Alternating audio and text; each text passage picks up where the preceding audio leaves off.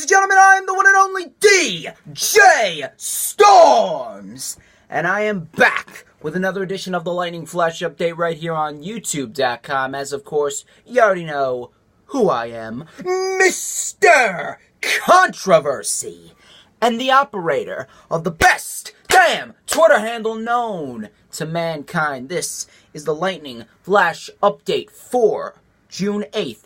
2017. We sit just a little over a week away from NXT TakeOver Chicago and Money in the Bank pay-per-view.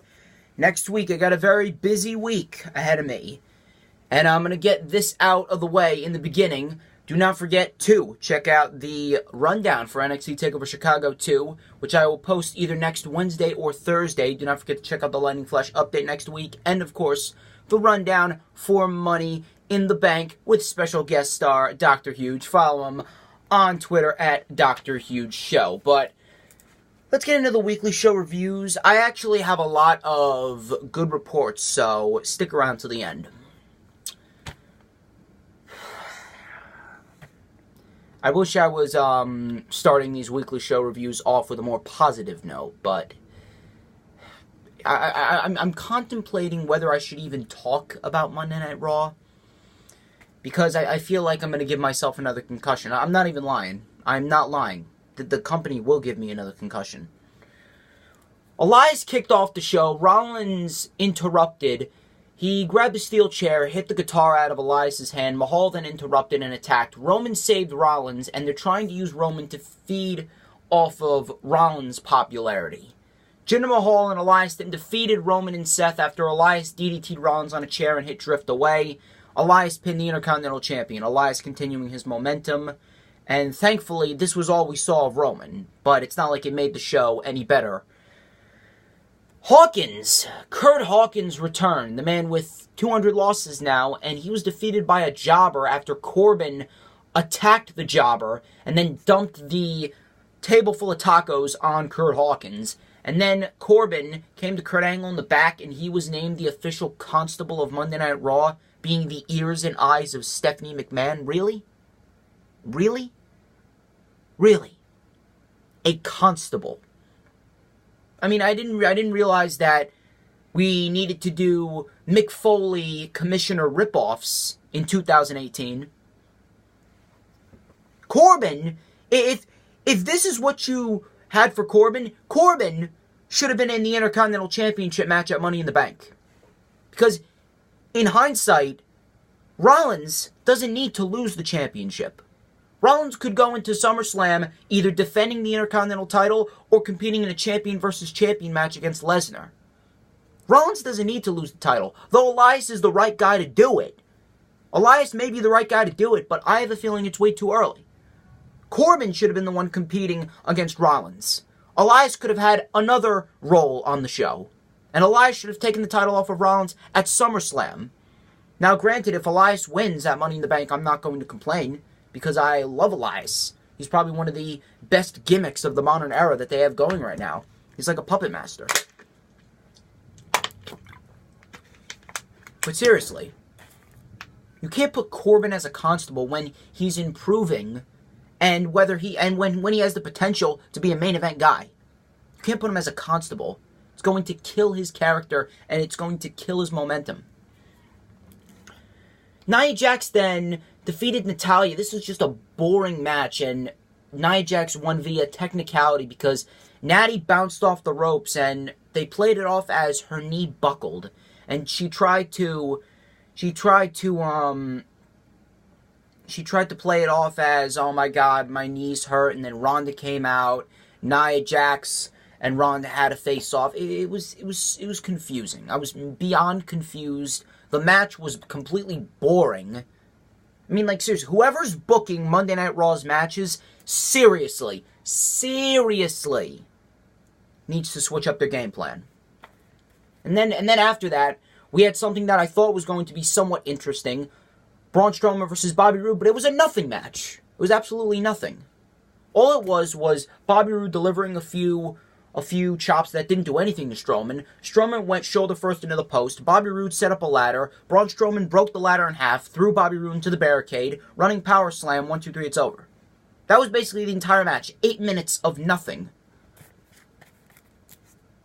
Best part about the match was Strowman destroyed a ladder. Doesn't matter how cool it looked. It was nothing. The best part about Monday Night Raw was Matt Hardy and Bray Wyatt. And that's self-explanatory because they are great at what they do. I've been loving Matt Hardy and Bray Wyatt. They cut a promo and they basically just stated that, they are going to delete anyone who comes their way, and they are more. They are Woken Warriors. They are Fireflies. They are gods. I've been loving Matt Hardy and Bray Wyatt. But then we got the Battle Royal. What I don't understand, and please, someone tell me, I want someone to tell me why McIntyre and Ziggler were eliminated first. If you were going to put the B team in that Battle Royal and you were going to have the B team win, why were McIntyre and Ziggler even placed in the Battle Royal? I mean, come on. You're basically putting McIntyre and Ziggler in an all-or-nothing situation. You've booked them into a corner where they have to win or their momentum is dead. And it's like they didn't care. They didn't care. They just threw McIntyre and Ziggler in. They had Ziggler get eliminated, and then McIntyre had to leave the ring, and then they just laid out every other team. What was the point of having McIntyre and Ziggler in the Battle Royal if you weren't going to have them win? And listen. This is not me discrediting the B team. I'm not discrediting the B team. Matter of fact, I have high hopes for the B team. I think that they could get over organically. I mean, yeah, they may be stupid, but some of the stupidest gimmicks have gotten over on WWE television. Take a look at what Breezango did at Backlash last year with the Usos. Tyler Breeze came dressed as a grandma and a janitor, and the Chicago crowd were chanting for Tyler Breeze and eating it up. Look at what Heath Slater and Rhino did back at Backlash 2016. No one expected anything of Heath Slater and Rhino. And then what happened? They became the most over tag team on SmackDown at that time, and they became the first ever SmackDown Live Tag Team Champions. Look at Rusev! Rusev, no one expected anything from Rusev. I am one to say that I even said that this whole Rusev Day gimmick was stupid during that feud with Randy Orton back at the end of 2017. I said it was stupid. I said there was no reason for it. But now, I'd gladly chant Rusev Day if I was at an event and I have a Rusev Day shirt. However, McIntyre and Ziggler are the only team right now with actual legitimacy besides Matt Hardy and Bray Wyatt. Matt Hardy and Bray Wyatt are the tag team champions, and McIntyre and Ziggler are the only ones that have been booked into a position where people will take them seriously. If you wanted the B team to be booked in a position where people will take them seriously, then you should have had them get a few more wins before you made this Battle Royal. You kind of booked yourselves into a corner because you formed the B team only 4 weeks before Money in the Bank, when you should have formed them after Backlash immediately, and they should have started their win streak right then and there. Then they could have gotten a little more wins over Titus Worldwide and the Revival, and then they would have been taken a little bit more seriously, and then they would have been a better choice to win the Battle Royal. But if you're going to have McIntyre and Ziggler go over the B team in this instance, I mean, come on.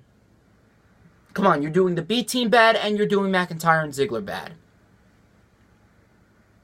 And then we had Bobby Lashley and Sami Zayn, so like that's four segments in a row. The Nia Jax Natalya match, the Braun Strowman Bobby Roode match, the Tag Team Battle Royal, and then we had Bobby Lashley and Sami Zayn. Bobby called out Sami, and then Sami ragged on Lashley for his Instagram posts.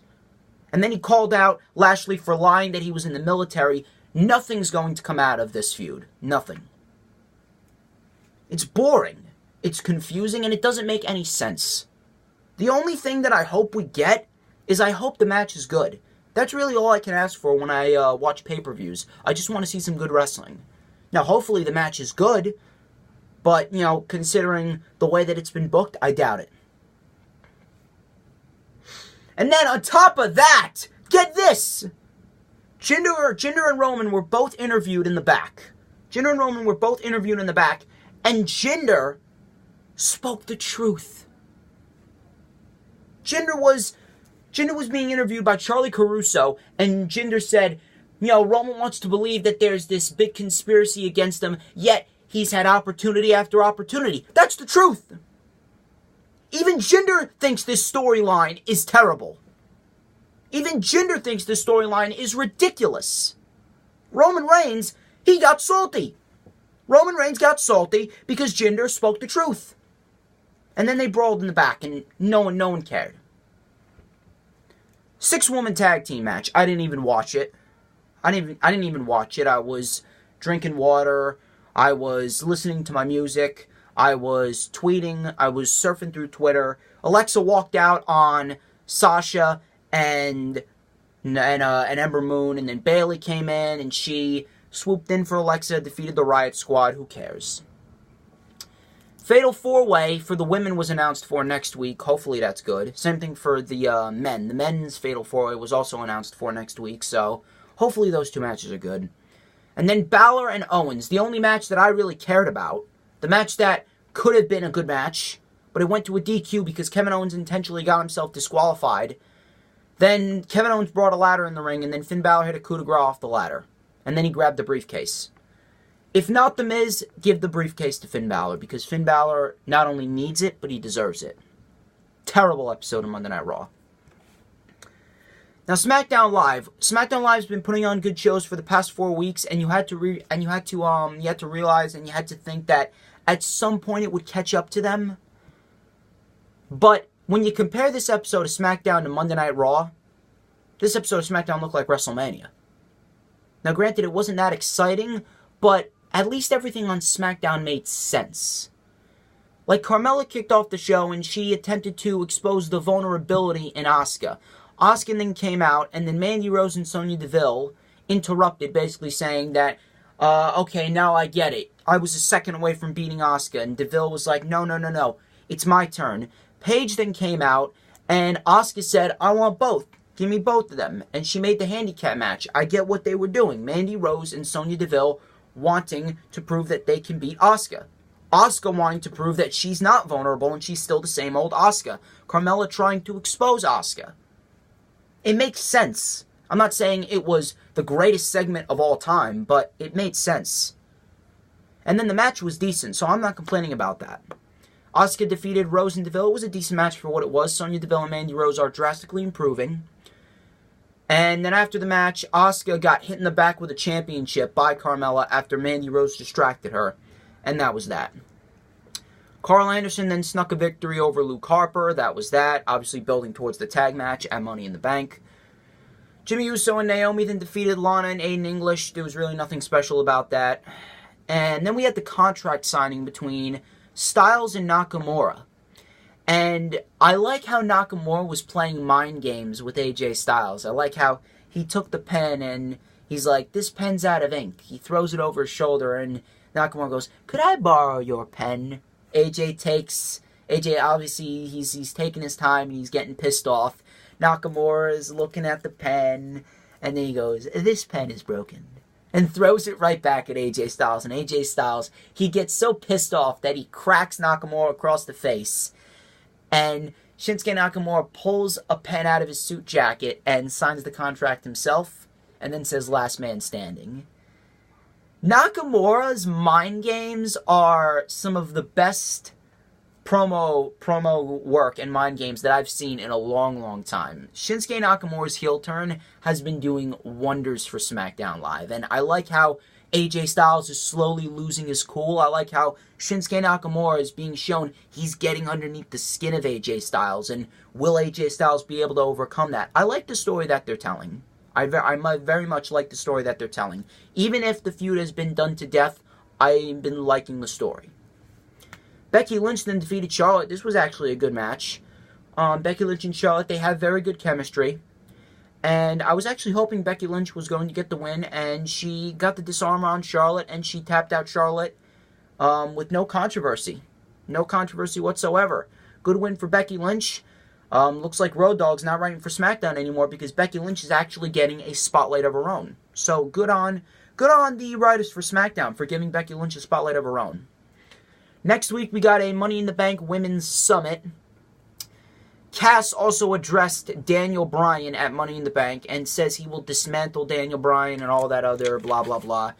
Now, listen. The promo wasn't bad, but the reasoning behind what he's saying, it really didn't make too much sense. Now, it would have been better if he said, I'm going to dismantle Daniel Bryan because this is no longer about me being in your shadow. This is about you costing me the opportunity to be in Money in the Bank. You cost me the opportunity of a lifetime. That would have made for a better promo and a better storyline. Cass wanting to get revenge because Daniel Bryan lost the match for him. Cass didn't lose the match. Bryan lost the match. So that would have been a better storyline. But obviously they're still going with Big Cass being the bigger man and Big Cass being the shadow that follows Daniel Bryan. Almost an attack Sin Cara in the back. We got a match announced for next week, and supposedly they tore it up on the European tour, so we should get a good match. I'm looking forward to it. And then the New Day defeated The Miz, Rusev, and Samoa Joe. It was a good match. It was a good match for what it was. I'm not going to discredit anyone. And obviously they are holding off on who's going to be in Money in the Bank for the New Day, and I like that. Gives it a sense of unpredictability. It was a decent episode for SmackDown Live, and I hope that SmackDown continues to get better. So far, they've been doing pretty good. I hope Jeff Hardy defends the United States title at Money in the Bank. I would like to see him versus Shelton Benjamin. I wouldn't mind that. 205 Live. This was a great show. Great show as always. 205 Live continuing to impress. Lince Dorado defeated the Brian Kendrick. It was a decent match for what it was. I like the Golden Rewind. I like that handspring stunner that Lince Dorado does. It's a very innovative move. Gulak attacked, and we have a 6-man tag match announced for next week. It'll be Gulak, Kendrick, and Gallagher versus the Lucha House Party. TJP then defeated a jobber while trash-talking into a microphone about Drake Maverick. And if we see TJP leave the Cruiserweight division, I wouldn't really mind it because they haven't really been doing anything with TJP. So if they put him on like SmackDown, maybe that could add to the mid-card on SmackDown. I would like to see him versus Jeff Hardy for the U.S. title. I wouldn't mind that. I actually called this. I called this Lio Rush is coming to 205 Live.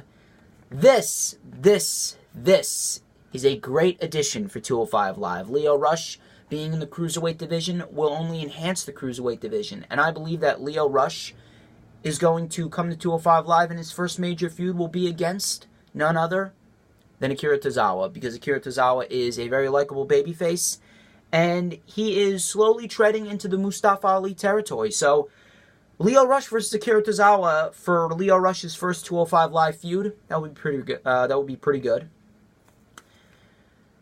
Mustafa Ali versus Buddy Murphy Part 3. This was turning into a great match. Mustafa Ali, and let me tell you something. Mustafa Ali's great in every sense of the word. But Buddy Murphy is on point with his selling. RVD-like selling. And let me tell you something. Let me tell you something about Buddy Murphy. I don't know what the hell Buddy Murphy is capable of when it comes to taking bumps. But if there's one thing that's for sure, I am now thoroughly convinced that Buddy Murphy has a steel plate for a neck. After the 2 bumps that he took in that match with Mustafa Ali, that inverted Rana landing right on the top of his head, I thought he crippled himself. And then, later on, near the end of the match, Mustafa Ali did a jumping springboard tornado DDT to the floor, which also put Mustafa Ali's opponent, Buddy Murphy, right on the top of his head. Buddy Murphy, listen, you're a great performer. You are a great performer, and I've been enjoying your work in 205 Live, but don't kill yourself. Just don't kill yourself. Please. I want to see more of you in 205 Live. I want you to be the Cruiserweight champion. You don't need to kill yourself. But this match ended on a DQ because Hideo Itami interfered. He took out both Ali and Murphy. I like this decision. And based on what we got, I believe that we are going to get a triple threat match down the line, and the winner will become the #1 contender for Cedric's Cruiserweight Championship. And I think if I was booking this, I would give it to Hideo Itami. Because if you think about it, Murphy doesn't need the opportunity because he already got his, and Mustafa doesn't need to be in the Cruiserweight title picture. You could save that for SummerSlam. But Hideo Itami, I've been wanting Hideo Itami to be in the Cruiserweight title picture for a while now. Hideo Itami, he is a very good competitor on 205 Live, and not only that, he only has 3 losses on his 205 Live record since December. One was against Roderick Strong, and the other 2 were against the Lucha House Party and Kendrick and Gallagher in tag team matches with Akira Tozawa. But other than that, he's won every other match. The only man who has a better record than he does is Cedric Alexander. Why not put them together? I wouldn't mind it. Good episode of 205 Live, though. NXT. Great show, as always, building towards NXT TakeOver Chicago. Baszler kicks off the show, and she says that she is going to destroy Nikki Cross. Nikki Cross interrupts, and Shayna says, I can put you to sleep at any given moment. And Cross keeps on saying, I want you to do it. Do it right now to me. But Shayna Baszler, she backed off a bit. She was afraid. And then all of a sudden, Cross, she does a Lutez press on Shayna Baszler, starts grounding and pounding on her. Shayna tries to break free, and then it ended with Nikki Cross delivering a crossbody to Baszler, and then Baszler was sent packing, and then the match was made for TakeOver. So I'm looking forward to this match. Could be very good. TM61 defeated a bunch of jobbers, and then they cut a very good heel promo afterwards, basically saying that any single team that steps to us, we are going to put down, because we are the mighty. So I like what they're doing with TM61. I can see TM61 versus the Street Profits again, since the Street Profits haven't been seen on NXT television in a while, and I'm assuming that they would want to get their revenge on TM61. So I'm assuming they're going to face off against the Street Profits, maybe in the Chicago show after TakeOver Chicago. Roderick Strong versus Danny Burch. This was a decent match for what it was. I felt that these guys could have gone on another 10 minutes. These guys very hard-hitting in their own right. Danny Burch, a very underrated competitor. Roderick Strong and this heel turn has given Roderick Strong much more popularity in NXT and an even greater purpose.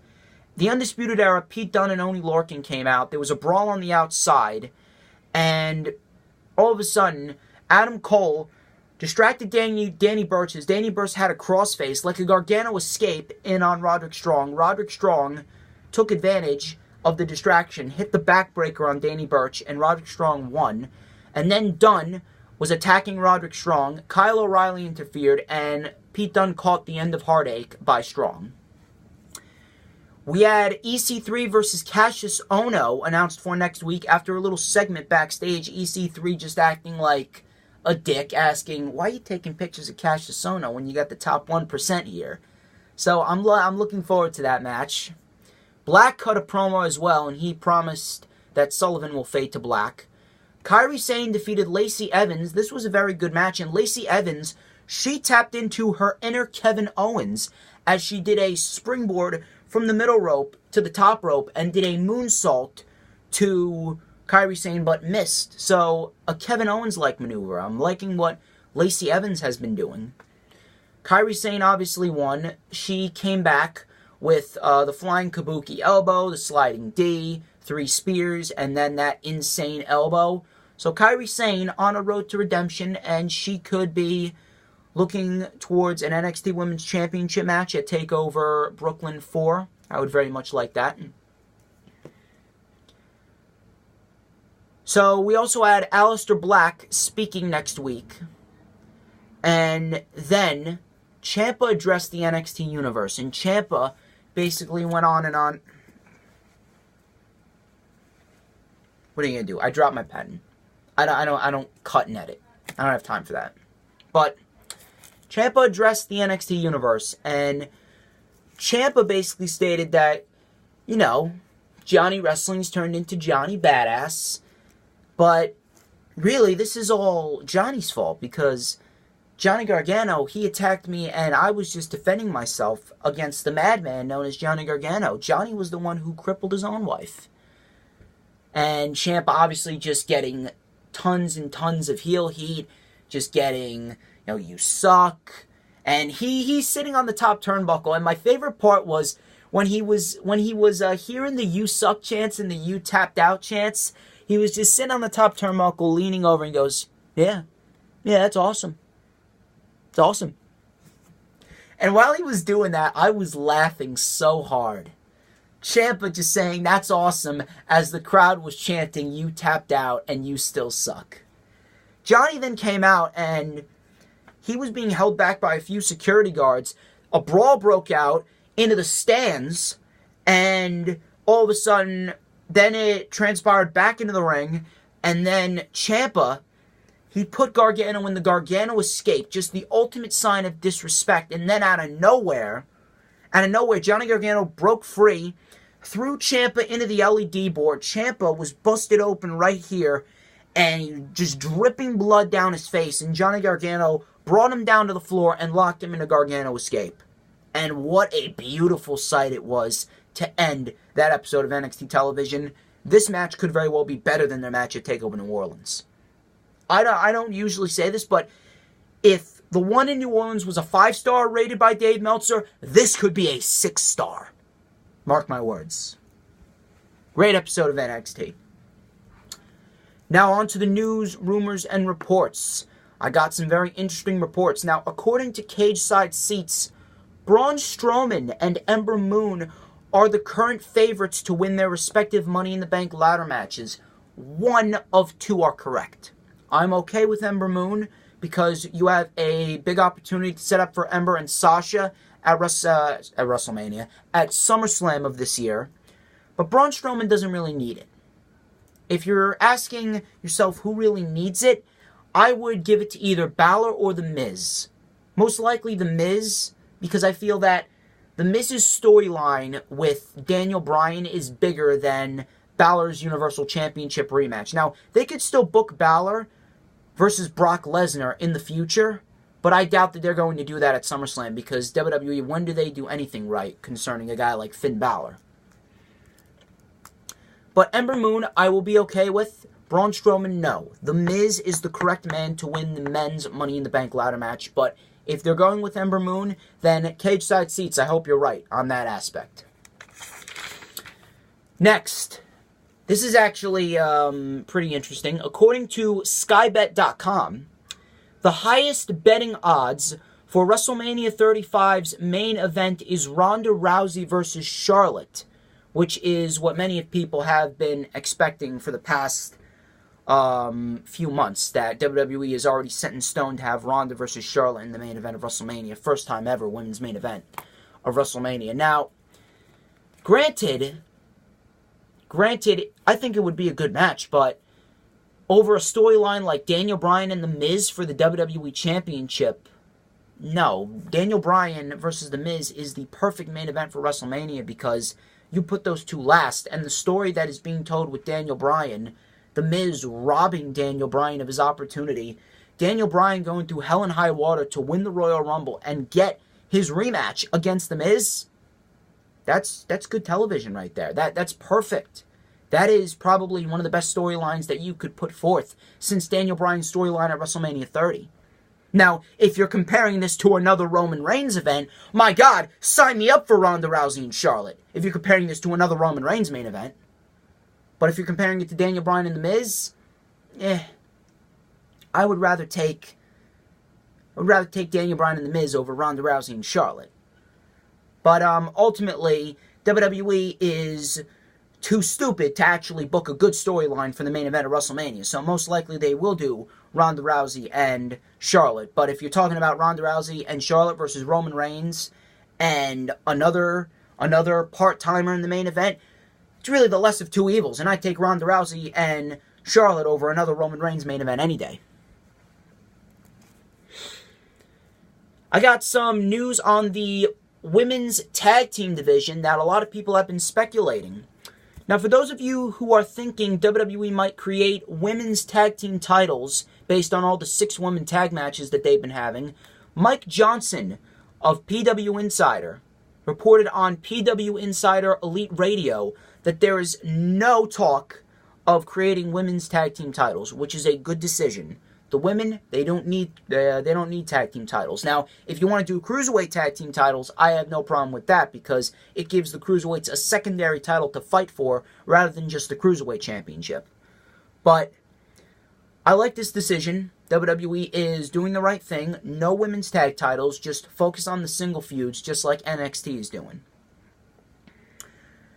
I got some spoilers, some pay-per-view spoilers on Extreme Rules. So, for those of you who do not want to hear it, cover up. Cover your ears. The PPG Paints Arena website may have spoiled some matches for Extreme Rules pay-per-view next month in July. One of them is a 6-man tag match involving Bobby Lashley, Braun Strowman, and Roman Reigns versus Sami Zayn, Kevin Owens, and Jinder Mahal. The other is Daniel Bryan versus Big Cass, which will presumably have a stipulation on it. Now, based on those two matches alone, if this is what you have lined up for Extreme Rules, then Extreme Rules is going to be a horrendous event. Just putting that out there. We don't need a 6-man tag match on a pay-per-view, because we see these 6-man tag team matches every week on WWE television. My last report, I wish I was ending with a better note, but I'm not. And I'm this close to having a vein pop in my head. I'm going to read this report. Dave Meltzer from Wrestling Observer Radio stated that the main event of SummerSlam will be Roman Reigns versus Brock Lesnar for the Universal title.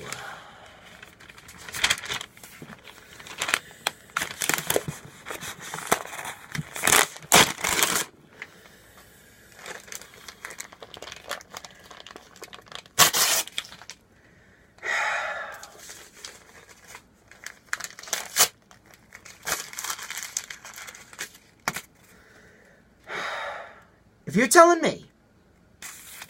you're telling me that Roman Reigns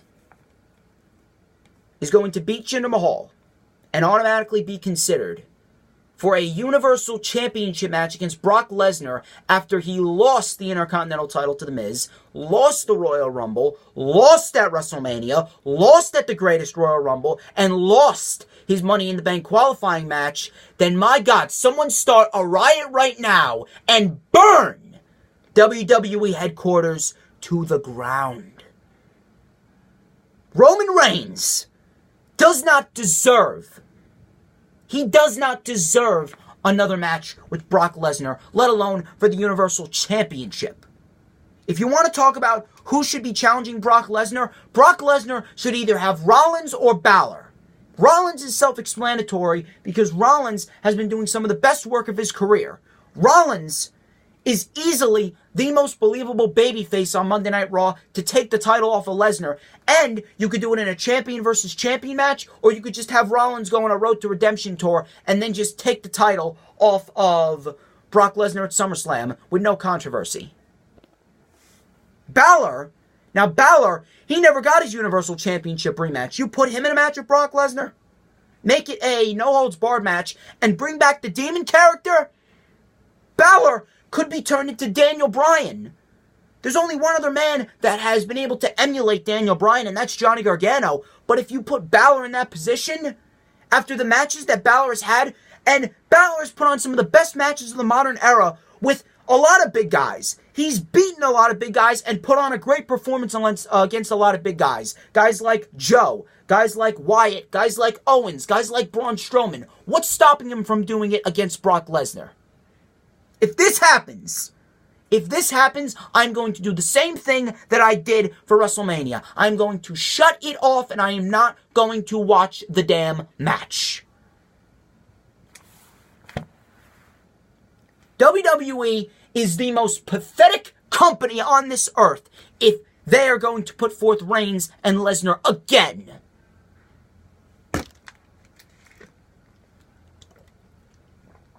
I'm going to end this before I have an aneurysm. Thank you for joining me here in the Lightning Flash update. I'm going to attempt to cool down. Follow me on Twitter and Instagram at @TheDJStorms. And like I said in the beginning, rundown for TakeOver Chicago, Lightning Flash update, and the rundown for Money in the Bank all next week. Busy week next week for me.